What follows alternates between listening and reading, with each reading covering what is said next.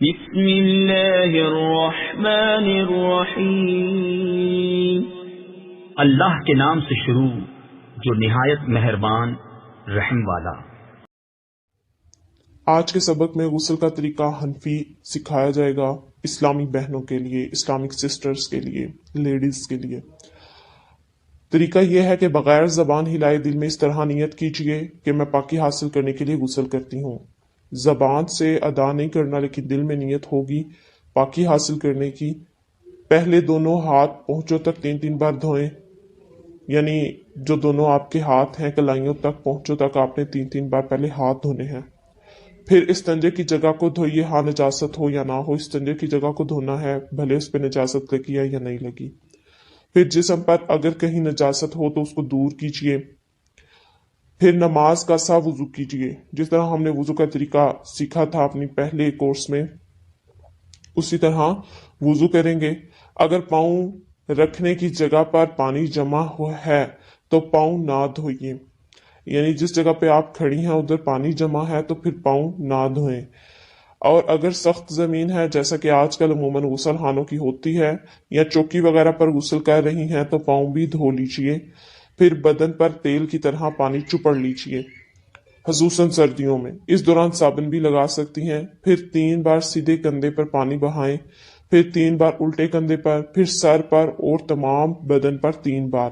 پھر غسل کی جگہ سے الگ ہو جائیں، اور اگر وضو کرنے میں پاؤں نہیں دھوئے تو اب دھو لیجئے۔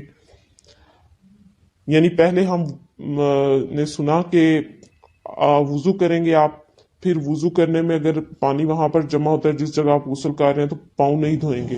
اگر پانی نہیں جمع ہوتا، آج کل عموماً پکے فرش ہوتے ہیں تو پانی نہیں جمع ہوتا تو وہاں پر آپ پاؤں بھی دھو لیں گے۔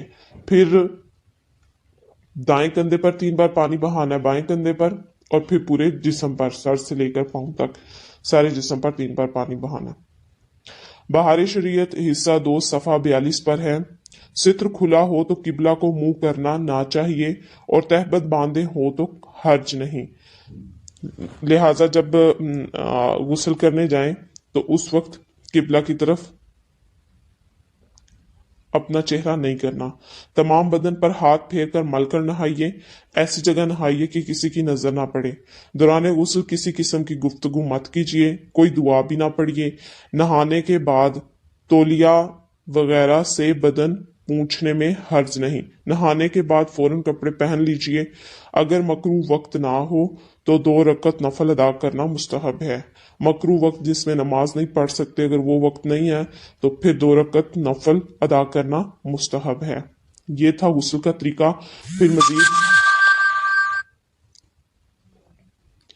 پھر مزید غسل کے طریقے کی وضاحت، اس کے فرائض وغیرہ ہم اب آپ کو اپنی نیکسٹ ویڈیوز میں سکھائیں گے۔ ہمارے چینل کے ساتھ جڑے رہیں، ہمارے چینل کو سبسکرائب کریں، بیل آئیکن بٹن کو پریس کریں۔ ہماری آنے والی ڈیلی وائز ویڈیوز آپ کو ملتی رہیں گی، اور لائک شیئر بھی ضرور کریں ثواب کی نیت سے۔